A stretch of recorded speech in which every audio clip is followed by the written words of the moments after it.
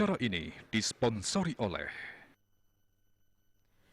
Pemirsa Dinas Pariwisata Dispar Denpasar saya nincapang promosi sektor pariwisata. Puni kemawinang Dispar ngulengang ngantuk limbakang pengerawuhan, motivasi tor kompetisi pengelolaan destinasi miwah daya tarik wisata, mangdasida nganggen teknologi informasi miwah komunikasi ring pemasaran pariwisata.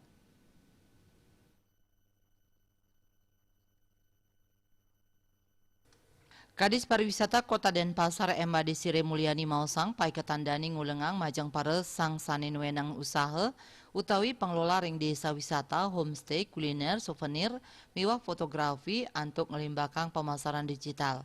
Tapi malih pandemi sampun mausana kaon ring baga pariwisata, miwah ekonomi kreatif saning awinang penedunan wisatawan mancanegara kantos 3% wisatawan Nusantara mekatah 3% raris kauningin langkungan kali yuta krama kelangan swagina sane limbak ring sektor pariwisata miwah ekonomi kreatif. Manut dane wenten tiga pilar utama ring sajroning nangyang pariwisata miwah ekonomi kreatif inggih punika inovasi, adaptasi miwah kolaborasi. Kolaborasi dahat kabuatang nenten wantah kompetisi nanging patut kasokong antuk inovasi melarapan teknologi digital saha anutin alikan zaman.